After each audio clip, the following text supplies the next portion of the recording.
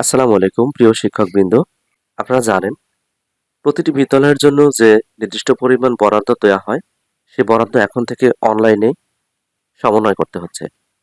অর্থাৎ আপনার বিদ্যালয়ে যদি স্লিপ ফান্ড থেকে কোনো বরাদ্দ এসে থাকে কিংবা অন্যান্য কোনো উৎস থেকে বরাদ্দ এসে থাকে যেটা অনলাইনে এন্ট্রি থাকবে এবং সেটা আপনি কাজ সম্পন্ন করার পরে সেটার জন্য নির্দিষ্ট পরিমাণে ভ্যাট এবং আইটি কেটে সেটি বিলে সমন্বয় করে দেখিয়ে দিতে হবে এবং এটি করতে হবে সম্পূর্ণ অনলাইনে।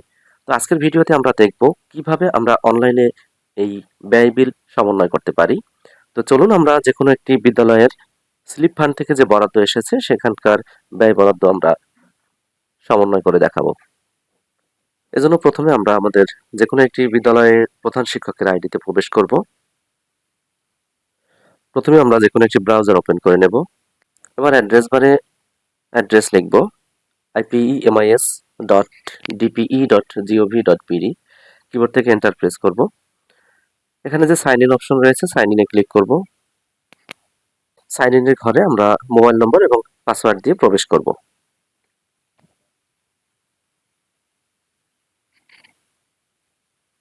এটি একটি বিদ্যালয়ের প্রধান শিক্ষকের আইডি। আমরা এখান থেকে বাম পাশ থেকে স্ক্রল করে একেবারে নিচের দিকে চলে যাব। এখানে দেখতে পাবেন বরাদ্দ তালিকা একটি অপশন রয়েছে, অর্থাৎ এই বিদ্যালয়ের বিপরীতে যতগুলো বরাদ্দ এসেছে সবগুলো এখানে অনলাইনে এন্ট্রি করা থাকবে। তো আমরা এই বরাদ্দ তালিকা এখানে ক্লিক করছি। দেখুন এখানে যে বরাদ্দ রয়েছে, এখানে দুটি বরাদ্দ রয়েছে এই বিদ্যালয়ের নামে। আপনারা জানেন এটি হচ্ছে যে আমাদের স্লিপের বরাদ্দ। এটি হচ্ছে প্রথম কিস্তি বরাদ্দ ৩৫,২৫৩ টাকা ১৯ পয়সা এবং দ্বিতীয় কিস্তি বরাদ্দ হচ্ছে ১৫,৭৫৫ টাকা। যাই হোক, এই আমাদের মোট বরাদ্দ এই বিদ্যালয়ের বিপরীতে এসেছে। এখানে উদ্বৃত্তের পরিমাণ, যদিও আমাদের এই বিদ্যালয়ের জন্য স্লিপের কাজ সম্পূর্ণ শেষ হয়ে গিয়েছে, কিন্তু এখনো এখানে উদ্বৃত্ত দেখাচ্ছে পুরো টাকাটাই। অর্থাৎ এর কারণ হচ্ছে আমরা এখানে সমন্বয় দেখাতে পারিনি। এখানে ব্যয়ের পরিমাণের ঘর শূন্য রয়েছে, তার মানে আমি এখানে অনলাইনে কোনো ব্যয় দেখাতে পারিনি। এখন আমার প্রধান কাজ হচ্ছে ব্যয়, এখানে পুরো টাকা ব্যয় দেখানো। এজন্য আমরা যে কাজটি করব, ডান পাশে ম্যানেজ অপশনে চলে যাব। আমি দ্বিতীয় কিস্তি ব্যয় বরাদ্দটা দেখাচ্ছি আপনাদেরকে। আপনারা এভাবে প্রথম কিস্তি এবং দ্বিতীয় কিস্তি পুরো টাকাটা ব্যয় দেখিয়ে দিবেন। ম্যানেজ অপশনে চলে যাব। নতুন ব্যয় বিলের হিসাব, এখানে আমি ক্লিক করব। একটু নিচের দিকে চলে যাব। এখানে আমরা একটি ভাউচার এন্ট্রি করার জন্য খরচ যোগ করুন ক্লিক করব। দেখুন একটি নতুন ফিল্ড এসেছে। আমাদের এখানে কাজ হচ্ছে একে একে সবগুলো ভাউচার এন্ট্রি করা। তো কিভাবে এন্ট্রি করব? এন্ট্রি করার জন্য কিছু পদ্ধতি রয়েছে। যেমন ধরি আমি ভাউচারটি যদি ৫০০ টাকা হয়ে থাকে, সেক্ষেত্রে আমি কিন্তু এখানে ৫০০ টাকা লিখতে পারবো না, কেননা ৫০০ টাকার ভিতরে আমাদের ভ্যাট এবং আইটি অন্তর্ভুক্ত রয়েছে। তাহলে আমি এখানে কত লিখব? দেখুন আমি যদি এখানে ৫০০ টাকা লিখতাম সেক্ষেত্রে কি হতো, ভ্যাট যদি আমি 10% ধরতাম এবং আইটি যদি আমি 5% ধরতাম, সেক্ষেত্রে আমাদের এখানে চলে আসতো ৫৭৫ টাকা। কিন্তু আমি পণ্যটি কিনেছি ৫০০ টাকায়, তাহলে ৭৫ টাকা কিন্তু বেশি হয়ে যাবে। সেক্ষেত্রে আমাদের বরাদ্দ কিন্তু মিলবে না। আমাদের কি করতে হবে সেক্ষেত্রে?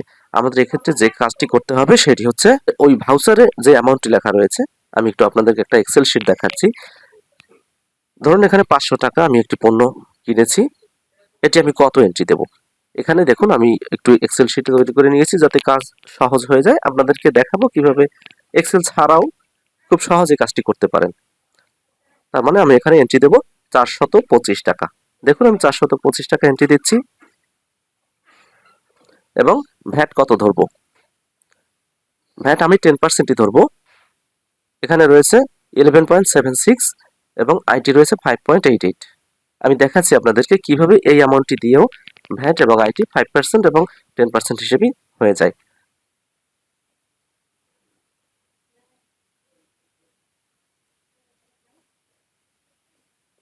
দেখুন আমার ৪২৫ টাকা এখানে লিখেছি, ভ্যাটের হার লিখেছি 11.76 এবং আইটির হার লিখেছি 5.88। ভ্যাটের পরিমাণ এবং আইটির পরিমাণ এই দুটি ঘরে আমাদের কোনো কাজ নেই, এটি কিন্তু অটোমেটিক্যালি এই হার অনুসারে চলে আসবে। এবং সবশেষে আপনারা লক্ষ্য করুন মোট ৪২৫ টাকা পণ্য এবং ভ্যাটের পরিমাণ ৪৯.৯৮ এবং আইটির পরিমাণ 24.99, তাহলে সব মিলে 499 টাকা 97 পয়সা এসেছে। তার মানে 3 পয়সা ব্যতিক্রম রয়েছে। তো যাই হোক, একটু এদিক সেদিক হতেই পারে, এটা কোনো সমস্যা না। এটা আমরা কিভাবে সমাধান করা যায় সেটি আপনাদেরকে দেখাবো। এখন আসি কিভাবে এটি 10% হয়েছে সেটি আমরা একটু যাচাই করে নেই। এখানে আমরা 500 টাকায় পণ্য কিনেছিলাম, তো কিভাবে সেটি হয়ে গেল 10%-এ প্রায় 50 টাকা, আমি দেখাচ্ছি আপনাদেরকে। ক্যালকুলেটর নিলাম, 500 ইন্টু 10%, আপনারা জানেন 50 টাকা। কিন্তু আমাদের এখানে কত এসেছে? 2 পয়সা কম আছে মাত্র। 2 পয়সা আমি আপনাদেরকে দেখাবো কিভাবে মিলিয়ে নিতে হয়। আর এখানে 5%-এ 25 পয়সা 25 টাকা আসবে। দেখুন 24.99, অর্থাৎ প্রায় 25 টাকা চলে এসেছে, 1 পয়সা পার্থক্য রয়েছে। এভাবে সবগুলো ভাউচার কিন্তু আমাদের মিলে যাবে। তো কিভাবে আমরা এই এক্সেল শিটটি তৈরি করেছি সেটি যারা এক্সপার্ট তারা চাইলে এই এক্সেল শিটটি নিতে পারেন আমাদের কাছ থেকে, হোয়াটসঅ্যাপে নক করে কিংবা নিতে পারেন। যাই হোক, আপনারা চাইলে এই এক্সেল শিটটি আপনাদেরকে দেয়া হবে সহজে কাজ করার জন্য। এবং এখানে মূল কাজ হচ্ছে আমাদের যে হলুদ ফিল্ড গুলো রয়েছে, সেই হলুদ ফিল্ডে আপনারা ইচ্ছে মতো কাজ করতে পারবেন। এটি আপনারা এডিট করতে পারবেন যে কোনো কিছু। তাহলে আপনাদেরকে এখানে যে অ্যামাউন্টটি চলে আসবে এই অ্যামাউন্টটি আপনারা কিন্তু এন্ট্রি দিবেন, তাতে আপনাদের হয়ে যাবে। তো দেখুন আমি কিভাবে এন্ট্রি করছি। আর যারা এই এক্সেলে এক্সপার্ট না কিংবা এক্সেলের মাধ্যমে এত ঝামেলা করতে চান না, খুব সহজে কাজটি করতে চান, তাদেরকে বলবো আপনারা যে কাজটি করবেন, আপনার ভাউচারে যে অ্যামাউন্টটি থাকবে, যেমন ধরি 500 টাকা যদি ভাউচারের অ্যামাউন্টটি থেকে থাকে, এই 500 টাকাকে আপনি 1.18 দিয়ে ভাগ করবেন। যেমন দেখুন আমি ক্যালকুলেটর দিয়ে দেখাচ্ছি। 500 টাকা, এটাকে আমি ভাগ করব 1.18, তাহলে 423 টাকা সামথিং চলে আসবে। একটু ফ্র্যাকশন থাকতে পারে, সেটা মিলে যাবে শেষে। আমি আপনাদেরকে দেখাবো বলেছি কিভাবে মেলাতে হয়। এখানে দেখুন 500 টাকা ভাউচারে আমরা যখনই এটা দিয়ে ভাগ করেছি, এখানে যেহেতু দশমিকের পরে অসংখ্য সংখ্যা রয়েছে এজন্য কিন্তু এখানে 425 টাকা এসেছে। তো এই এক্সেল শিটের মাধ্যমে করতে পারেন, কিংবা আপনারা চাইলে এই যে মূল ভাউচারের অ্যামাউন্ট, তাকে যদি আপনারা 1.18% থেকে 1.18 দিয়ে ভাগ করেন, সেক্ষেত্রে কিন্তু আপনাদের এখানে যে অ্যামাউন্টটি আসবে সেটি কিন্তু আপনারা এন্ট্রি করলে হয়ে যাবে। আমি একটি এন্ট্রি করে দেখাচ্ছি আপনাদেরকে বোঝানোর স্বার্থে। আসলে ভিডিওটি বড় হয়ে যাচ্ছে বুঝতে পারছি, কিন্তু তারপরেও একটি এন্ট্রি করা যদি আপনারা বুঝতে পারেন তাহলে কিন্তু সবগুলো এন্ট্রি করতে পারবেন। আচ্ছা, এবার একটি রিয়েল এন্ট্রি দেই আমরা। এখানে তারিখ দেব, এখানে বিবরণ লিখব। এখানে রয়েছে ইউনিফর্ম, আমি ইউনিফর্ম কিনেছি 5,000 টাকা, তাহলে এখানে আমি 5,000 কিন্তু লিখব না। 5,000 টাকা আমি কত লিখব আমরা একটু ভাগ করে দেখে নেই।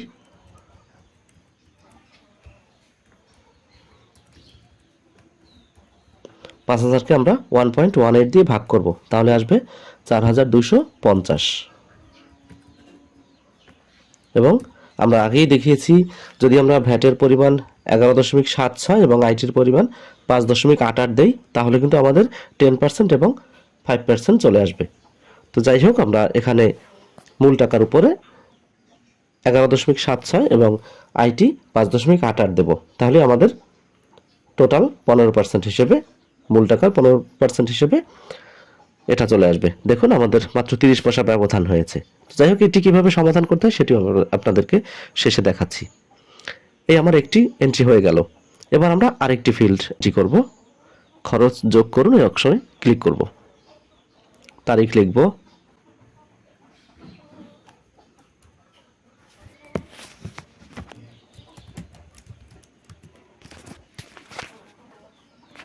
ফুটবল দেখিয়েছি 700 টাকা, তাহলে আমি কিন্তু 700 লিখব না,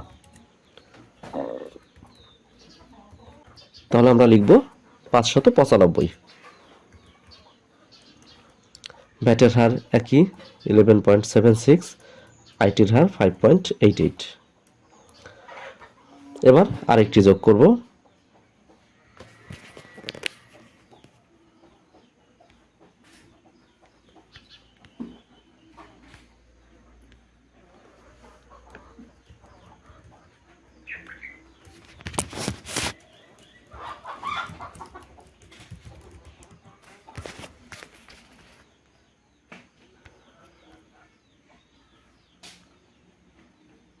বেঞ্চ মেরামত, এখানে আমরা ৩,৯০০ টাকা ব্যয় করেছি। তো দেখি ৩,৯০০ টাকা ভাগ 1.18 যদি আমরা দিয়ে থাকি সেক্ষেত্রে চলে আসবে ৩,৩১৫। ভ্যাটের হার 11.76 এবং আইটির হার 5.88। আমরা দশমিকের পরে দুটি সংখ্যা নিব। তো এভাবে আমরা যতগুলো ভাউচার আমরা প্রস্তুত করেছি, যতগুলো আইটেম কিনেছি সেই ভাউচার অনুসারে আমরা সবগুলো ভাউচার এন্ট্রি দেবো। আমি সবগুলো বাকিগুলো এন্ট্রি দিয়ে দেখাচ্ছি।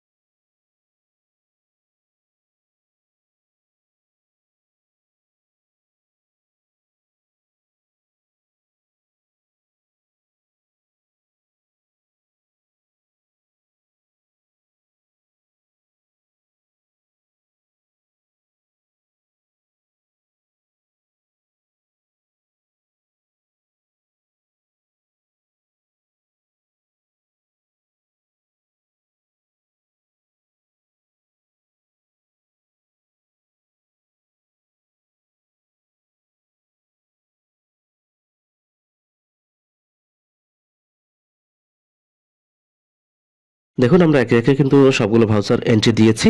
তাতে আমরা সর্বমোট যে টাকাটি পেয়েছি সেটি কত, আমরা এন্ট্রি করেছি 15,754 টাকা 60 পয়সা, অর্থাৎ আমাদের বরাদ্দ ছিল 15,755 টাকা 55 পয়সা। এখানে আমাদেরকে কিন্তু 95 পয়সা কম হয়েছে। এখন এই 95 পয়সা আমরা কোথায় পাবো? আসলে এটি মূলত আমরা যতগুলো ভাউচার এন্ট্রি দিয়েছি তার মধ্য থেকে দশমিকের পরের যে অংশগুলো আমরা নিয়েছি তার জন্য এই ব্যবধানটি এসেছে। সেক্ষেত্রে আমরা এখানে যে ব্যবধান দিয়েছি, হার দিয়েছি, আপনি চাইলে এখান থেকে কিছু বাড়িয়ে এখান থেকে সংখ্যাটি আপনি সঠিক করে নিতে পারেন, আরও কাছাকাছি নিয়ে নিতে পারেন, অথবা যদি 2-1 টাকা কম থেকে থাকে সেক্ষেত্রে আপনি সাবমিট দিলেও কিন্তু কোনো সমস্যা নেই। অথবা আপনি চাইলে এখানে যদি একটু বাড়িয়ে কমিয়ে দিতে পারেন কোনো একটা, আরও কাছাকাছি চলে আসবে। আমি দেখাচ্ছি আপনাদেরকে। 1 টাকা বাড়ালেও কিন্তু বেশি হয়ে যাচ্ছে, বরাদ্দের পরিমাণ কিন্তু আমরা বেশি দিতে পারবো না। আর একটু দিতে পারি আমরা 11 পয়সা, আমাদের ওখানে প্রয়োজন ছিল 55 পয়সা, তো কাছাকাছি এসেছে। আমরা এই পর্যন্তই রাখতে পারি, কোনো অসুবিধা নেই। এবার আমরা যে কাজটি করব, আমাদের ভাউচার সবগুলো এন্ট্রি করা শেষ। এরপরে আমার দ্বিতীয় অংশে কাজ রয়েছে, ভ্যাট এবং আইটির যে কপিটি আমাদের রয়েছে সেটি কিন্তু এখানে এন্ট্রি দিতে হবে। তো সেটি কিভাবে আমরা এন্ট্রি দেবো, আমরা সেই কপিটি আগে হাতে নিয়ে নেব। কপিটি হাতে নেওয়ার পরে আমরা এখানে আয়করের চালান নম্বর, আমরা চালানটি যদি লক্ষ্য করি সেক্ষেত্রে কিন্তু এখানে চালান নম্বর পাবো। তো আমাদের প্রথম কাজ হচ্ছে আমরা এখানে আইটি এবং ভ্যাট জমা দেওয়ার পরে যে কপিটি থাকবে সেই কপিটি কিন্তু আমরা মোবাইলে ছবি তুলে কিংবা স্ক্যান করে কম্পিউটারে নিয়ে নিব, অথবা যদি আমরা মোবাইল থেকে কাজ করে থাকি সেক্ষেত্রে তো মোবাইল দিয়ে আমরা আপলোড দিতেই পারবো। আমরা এরকম কিন্তু দুটি কপি পাবো, একটি ভ্যাট এবং আরেকটি হচ্ছে আইটি। তো আমরা এখানে ভ্যাট এবং আইটির যে নম্বর রয়েছে সেই নম্বর দেখে আমরা কিন্তু এন্ট্রি দিব। এখানে আমাদের কাজ হচ্ছে, আমাদের যে চালানটি রয়েছে আমরা চালান কপি হাতে নেব। দুটি চালান থাকবে আমাদের, একটি আইটি এবং আরেকটি হচ্ছে ভ্যাট। তো আমরা এই দুটি চালানের ডিটেল এখানে দুটি ঘর রয়েছে, দুটি ঘরে আমরা লিখব। প্রথমটি রয়েছে ব্যক্তি কর্তৃক দেয় আয়করের চালান, অর্থাৎ এটি হচ্ছে আমাদের আইটির চালান নম্বর। এখানে আমরা চালান নম্বরটি লিখব নম্বর দেখে, তারিখ লিখব। এবার ভ্যাটের চালান নম্বর লিখব,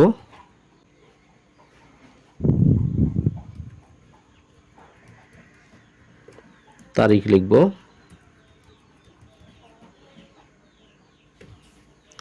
এখন পরবর্তী অংশে আমাদের কাজ হচ্ছে ছবি আপলোড দেয়া। এখন এক্ষেত্রে আমরা কোন ছবি আপলোড দেব, এখানে আমরা আপলোড দেব মূলত আমাদের যে ভ্যাট এবং আইটি আমরা কেটেছি সেই চালানের ছবি। যেমন এখানে আমরা দিয়েছি দুটি আইটেম, একটি হচ্ছে আমাদের আইটি এবং আরেকটি হচ্ছে ভ্যাট। এই দুটি চালানই আমরা এখানে একে একে আপলোড দেব। তো আমরা কম্পিউটারে আগে নিয়ে নিয়েছি, এবার এখান থেকে আপলোড দেব।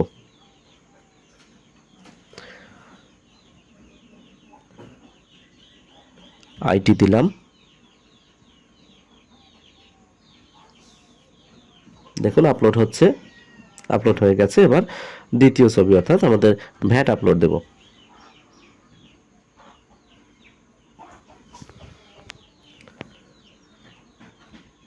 দিলাম, আমাদের কাজ শেষ। এবার সর্বশেষে সাবমিট করব, নিশ্চিত করছি শেষ। এখন কিন্তু আমরা যদি ব্যয় বিলের তালিকায় চলে যাই, দেখুন এটি কিন্তু পেন্ডিং অবস্থায় রয়েছে, অর্থাৎ এটি অনুমোদনের প্রয়োজন রয়েছে। যখন এটি অনুমোদিত হবে তখন কিন্তু আমাদের এখানে আর উদ্ধৃত থাকবে না, এবং উদ্ধৃতর পরিমাণ আপনারা দেখতে পাচ্ছেন 0.44, অর্থাৎ সামান্য পরিমাণে আমাদের এখানে উদ্ধৃত থাকবে। এটা পরবর্তীতে আমরা আবার অন্যভাবে অ্যাড করে দিতে, এখান থেকে মাইনাস করে দিতে পারবো। তো যাই হোক, আশা করছি ভিডিওটি আপনাদের কাজে লাগবে। যত বড় ভিডিওটি তৈরি হয়েছে, আসলে কাজ কিন্তু খুবই কম, আপনারা চাইলে খুব সহজে এটি করে নিতে পারবেন। ধন্যবাদ।